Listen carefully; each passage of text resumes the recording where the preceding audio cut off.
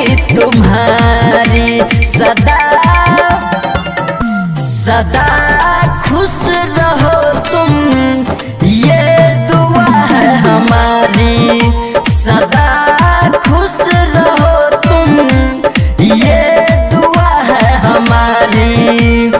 ये दुआ है हमारी। सदा खुश रहो तुम, ये दुआ है हमारी। जिंदगी में न आवे कवनो गम, बिनती है भगवान से करम। फूल जस खिलत रही बनी फूलवारी, बनी फूलवारी। सदा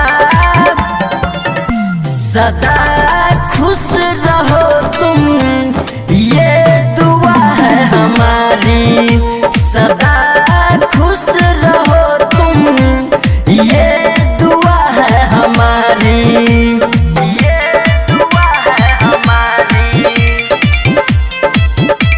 सदा खुश रहो तुम, ये दुआ है हमारी।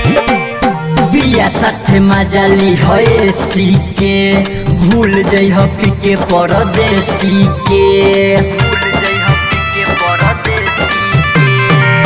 दुनिया भर के खुशी तोरा मिल जाए सारी, मिल जाए सारी। सदा सदा खुश रहो तुम, ये दुआ है हमारी। सदा खुश रहो तुम, ये दुआ है हमारी। मुबारक हो तुमको ये शादी तुम्हारी, ये शादी तुम्हारी।